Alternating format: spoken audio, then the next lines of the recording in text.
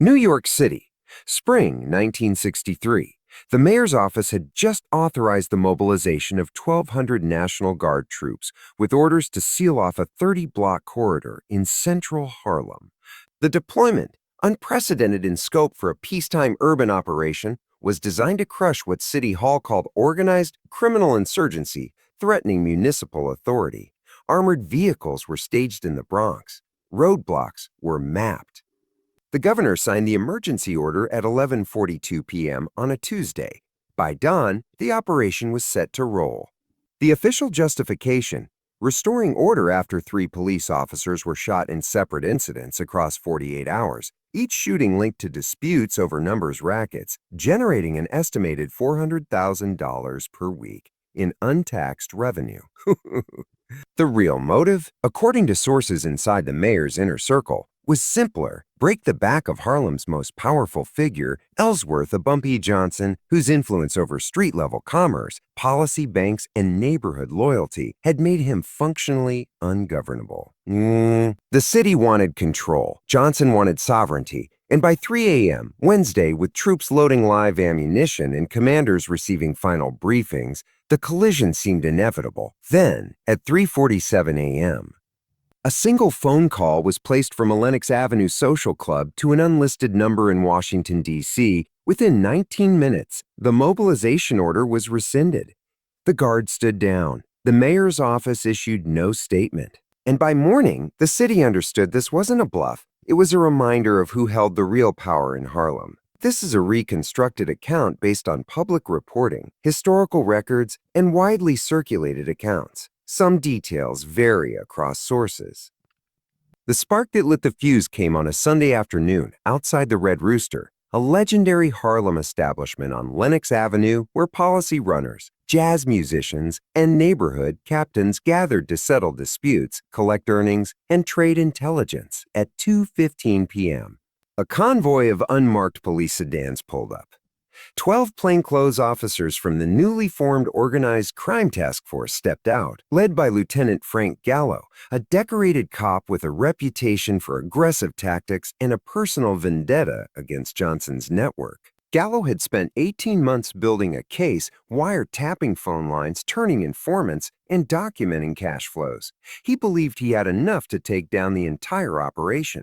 That Sunday, he decided to make a public statement.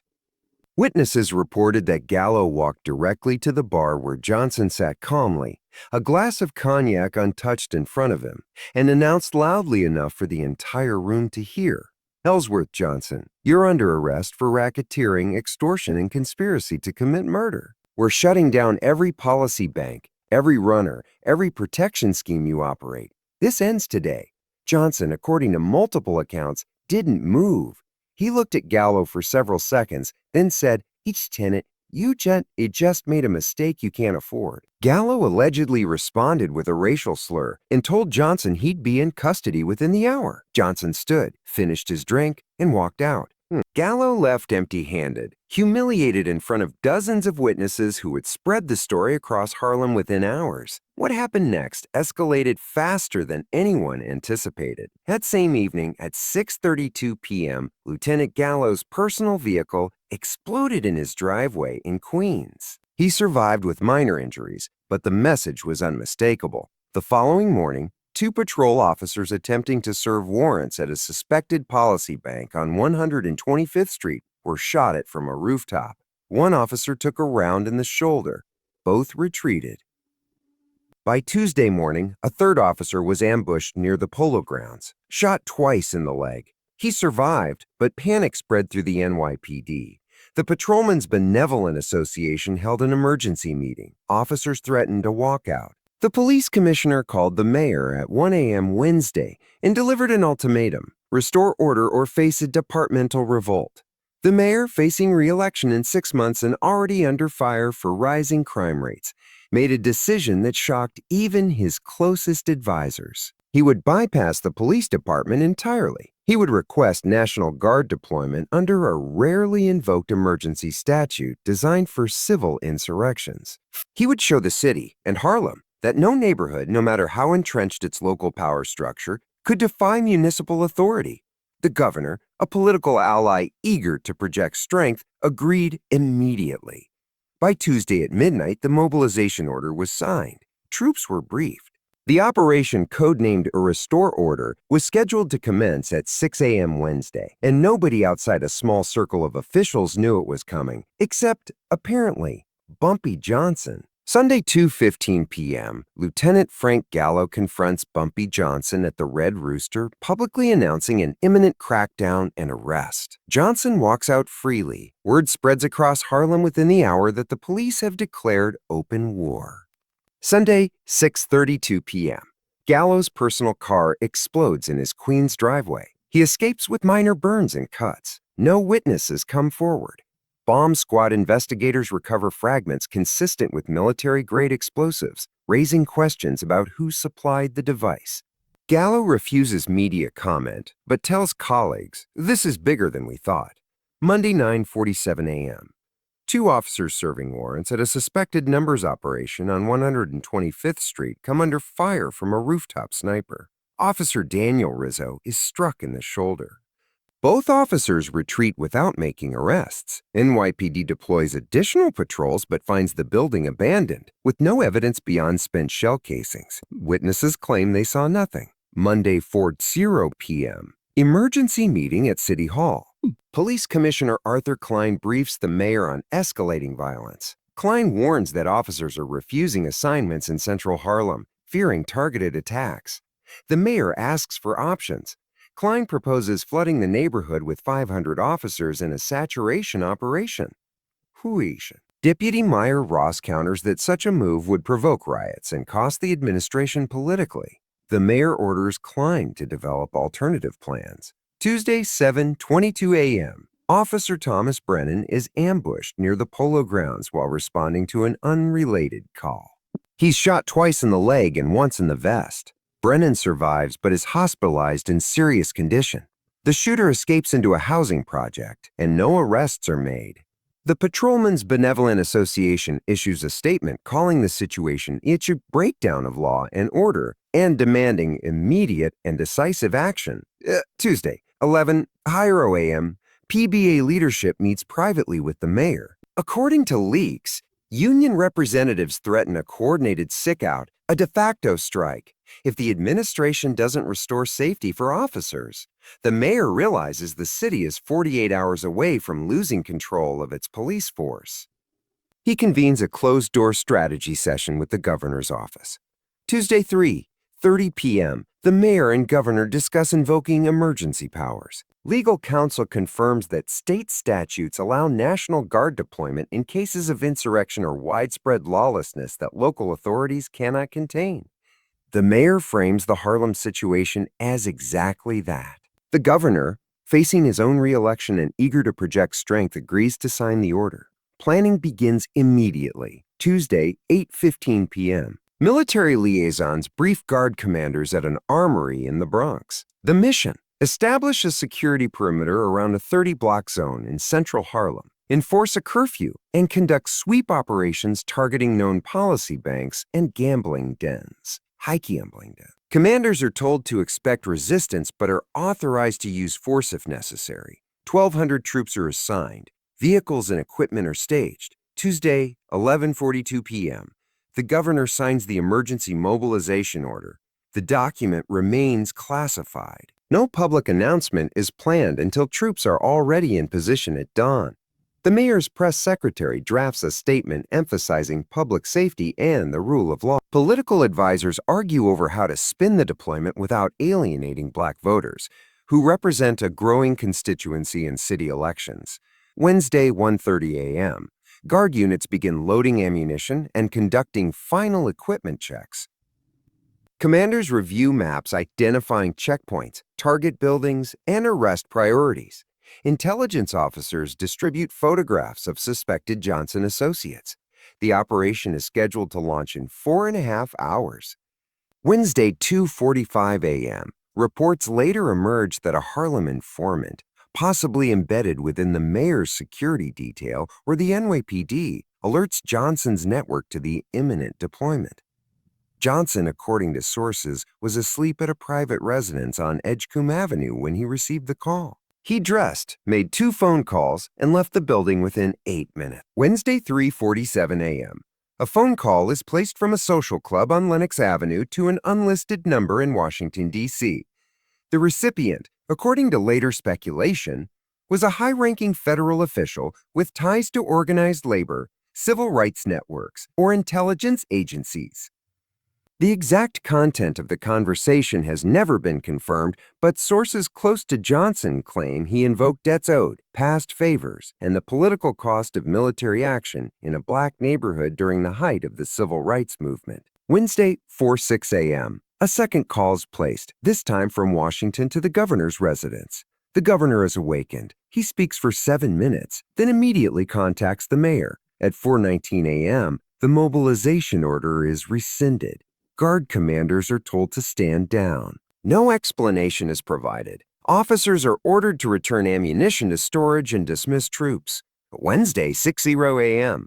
Harlem wakes up to a normal Wednesday morning. No troops, no roadblocks, no raid. The streets are quiet. At the Red Rooster, Bumpy Johnson reportedly returns to his usual seat, orders breakfast, and receives a steady stream of visitors throughout the day. By noon, the entire neighborhood knows. The mayor blinked. To understand how one man could stop a military deployment with a single phone call requires understanding 2 intertwined stories. The rise of Ellsworth of Bumpy Johnson and the evolution of Harlem as a semi-autonomous economic and political entity within New York City. Side A, Bumpy Johnson. The man who built an empire on loyalty, Ellsworth Raymond Johnson, was born in Charleston, South Carolina. In 1905, he arrived in Harlem as a teenager during the Great Migration, part of the wave of Southern black families fleeing Jim Crow violence and economic devastation. By the 1930s, Harlem was a neighborhood transformed, culturally vibrant, densely populated, and largely ignored by city services. Into that vacuum stepped figures like Stephanie St. Clair, known as a Queenie, who ran the neighborhood's most successful numbers racket, and later Johnson himself, who would become her enforcer, strategist, and eventual successor. Who? Johnson's reputation was built on calculated violence and uncommon discipline. He didn't drink excessively. He didn't flaunt wealth. He invested in the neighborhood, funding rent for struggling families, paying bail for young men caught in police sweeps, ensuring that local businesses operated without interference from outside gangs or corrupt cops. By the 1950s, Johnson controlled an estimated 70% of Harlem's policy operations, a vast network of runners, collectors, and bankers that generated hundreds of thousands of dollars per week. But unlike many of his contemporaries, Johnson understood that power wasn't just about money, it was about legitimacy. He cultivated relationships with church leaders, civil rights activists, and community organizers. He funded scholarships. He mediated disputes. Hoots. He kept violence away from schools and parks. In a neighborhood where police presence was either negligent or abusive, Johnson's network provided a form of order. Residents didn't necessarily approve of gambling or illegal commerce, but they recognized that Johnson's influence kept worse predators, Italian mob incursions, violent independents, corrupt cops shaking down small businesses at bay. By 1963, Johnson wasn't just a crime boss. He was a neighborhood institution, a shadow mayor whose word carried more weight on Lenox Avenue than any official edict from City Hall. And crucially, Johnson had spent decades building alliances beyond Harlem. He maintained connections with labor unions, political machines in other boroughs, and reportedly, federal officials who saw him as a stabilizing influence during a volatile era. He understood leverage. He knew which officials had taken payoffs, which politicians owed favors, and which power brokers feared the political cost of destabilizing Harlem. That network, invisible to most New Yorkers, was his insurance policy. Side B, the city's long war for control from the city's perspective, Harlem represented a jurisdictional embarrassment. Despite decades of policing, despite periodic crackdowns and reform campaigns, Harlem's underground economy remained untouchable. The numbers racket alone generated an estimated $20 million annually across the city, with Harlem accounting for a significant share. That money, Untaxed, unregulated, and controlled by figures who operated outside the law, represented both lost revenue and a challenge to municipal authority. By the early 1960s, the political calculus had shifted. The civil rights movement was gaining momentum. Harlem was becoming a symbol of black political power, and for city officials, many of whom had built careers on promises of law and order, the continued existence of figures like Johnson was untenable. They couldn't acknowledge that a black man in Harlem wielded more practical power than the mayor's office. They couldn't admit that police corruption and decades of neglect had created the conditions for Johnson's rise. So they chose escalation. Lieutenant Frank Gallo embodied that strategy. A decorated officer with ambitions for higher rank, Gallo saw Johnson as a career-making target. He spent months building a case, meticulously documenting transactions, wiretapping lines, and pressuring informants. But Gallo made a critical miscalculation. He believed the law mattered more than loyalty. He assumed that a public arrest, backed by paperwork and procedure, would be enough to break Johnson's hold. He didn't understand that in Harlem, Johnson's authority rested on decades of reciprocal trust, and that challenging him publicly wasn't a legal maneuver, it was a declaration of war.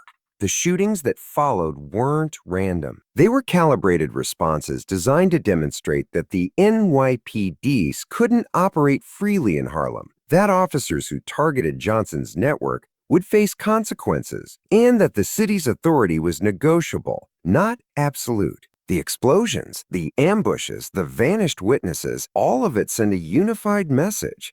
Harlem would not be governed by force. The mayor's decision to deploy the National Guard represented the ultimate escalation. It was an admission that the NYPD had lost control, that conventional policing had failed, and that only military force could impose the city's will. But it also represented a profound miscalculation. Deploying troops into a predominantly black neighborhood in 1963, at the height of civil rights tensions, with national media watching, and with memories of Southern segregationist violence still fresh, carried enormous political risk. It risked turning Harlem into a flashpoint, igniting riots and painting the city as oppressive, and it underestimated Johnson's reach. Because Johnson understood something the mayor didn't.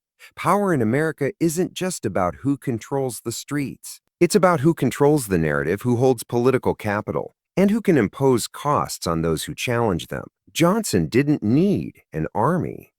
He needed one phone call to the right person, someone who could explain to the governor that sending troops into Harlem would trigger a national crisis, alienate black voters, embolden segregationists, and destroy any pretense of progressive governance. And apparently, Johnson had that number. At the heart of this standoff was a deceptively simple business, the numbers racket known colloquially as a policy or the daily number. Understanding how it worked, why it generated such staggering revenue, and why it commanded such fierce loyalty requires looking at both the mechanics and the social context. How the numbers racket worked every day, bettors would place small wagers, typically between 10 cents and $1 on a 3-digit number, ranging from 0 to 999.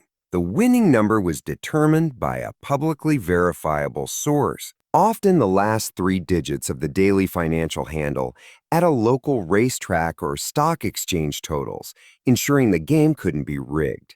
If a bettor's number hit, they won at odds of roughly 600 to 1, meaning a $1 bet could pay out $600. The actual payout varied slightly depending on the operator, but the structure remained consistent. Organizationally, the system operated in tiers.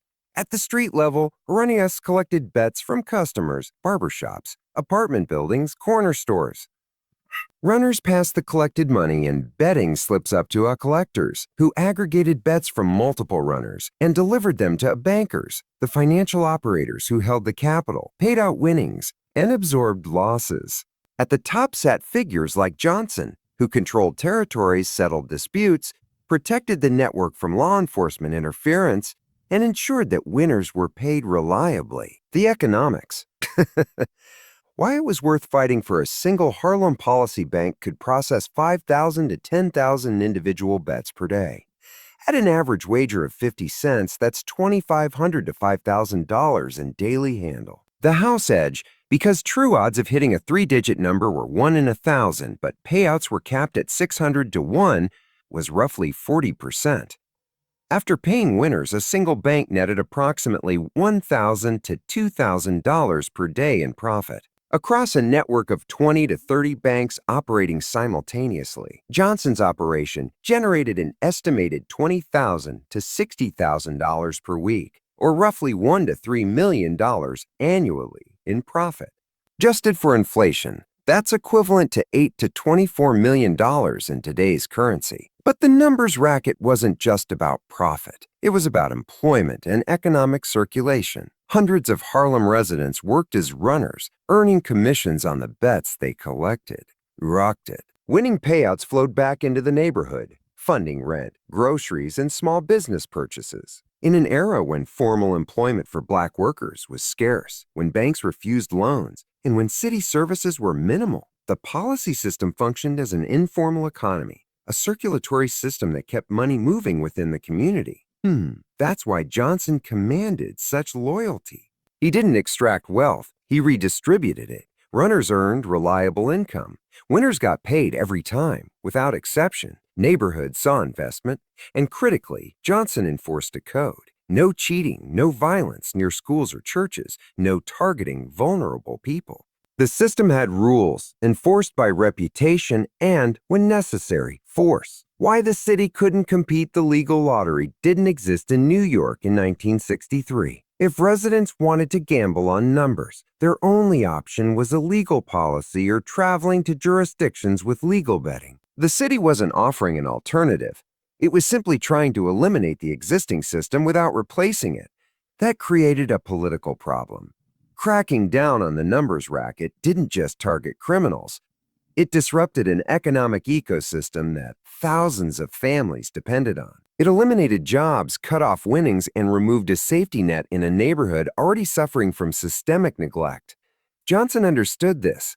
The mayor didn't. And when the city tried to impose control without offering an alternative, it wasn't just fighting a crime boss, it was fighting an entire community's economic survival. That's why the phone call worked. Because Johnson wasn't defending himself, he was defending Harlem. The response from authorities in the Harlem community revealed the deep fractures underlying the crisis and the near-impossible position both found themselves in. The police, paralyzed by corruption and fear by 1963, the NYPD's relationship with Harlem had deteriorated beyond repair. Decades of selective enforcement, racial profiling, and systemic corruption had eroded any pretense of legitimacy. Officers routinely accepted payoffs from policy operators, shook down small businesses, and turned blind eyes to violence that didn't spill into white neighborhoods. When the department suddenly decided to crack down, motivated more by political pressure than genuine reform, officers found themselves attempting to enforce laws they'd spent years ignoring. Worse, they were doing so in a neighborhood where residents viewed them not as protectors, but as occupiers. The shootings of 3 officers in 48 hours weren't celebrated in Harlem, but neither were they mourned. Community members saw them as predictable consequences of aggressive tactics and broken trust. When police canvassed for witnesses, they found silence. When they raided suspected policy banks, they found empty rooms. The neighborhood closed ranks, not necessarily out of loyalty to Johnson, but out of a shared understanding that cooperating with police offered no benefit and considerable risk. Inside the department, morale collapsed. Officers resented being deployed into what they viewed as hostile territory without adequate support. The Patrolmen's Benevolent Association's threat of a walkout wasn't just about safety. It was about a rank-and-file rebellion against leadership that had mismanaged the situation. And critically, many officers privately acknowledged that figures like Johnson maintained order more effectively than the NYPD ever had. The irony was inescapable. The police needed Johnson's cooperation to police Harlem, but the city's official strategy required destroying him. The community, caught between survival and principle for Harlem residents, the crisis forced an impossible choice. Many opposed illegal gambling on moral grounds. Church leaders condemned the policy racket as exploitative, preying on the poor and perpetuating cycles of dependency. Civil rights activists argued that tolerating figures like Johnson undermine the movement's demand for legitimate political power and economic opportunity. The city deploys massive police presence, risking a violent confrontation that dominates national headlines and damages New York's reputation. Why it's plausible. Political survival may demand visible action. The mayor cannot afford to appear weak. Federal involvement provides cover and resources. What it costs: blood, property damage, national embarrassment, and the destruction of whatever fragile trust remained between Harlem and city authorities. Within the last hours, new information has emerged that complicates the calculus for all parties involved. According to sources close to the mayor's office, federal officials from the Justice Department quietly arrived in New York late Wednesday afternoon and convened an emergency meeting with city leadership. The topic, reportedly, was not just the immediate crisis, but broader concerns about organized crime's intersection with civil rights organizing. Federal investigators, it appears, have been monitoring Harlem for months, concerned that figures like Johnson, while maintaining neighborhood stability, also represent potential flashpoints that could be exploited by extremist groups or foreign agitators during a period of intense social upheaval. Simultaneously, reports from Harlem indicate that Johnson has called a closed-door meeting with key lieutenants and community leaders, scheduled for Thursday evening. The agenda is unknown, but speculation centers on whether Johnson will propose a unilateral de-escalation, offer concessions to the city, or double down on his defiance.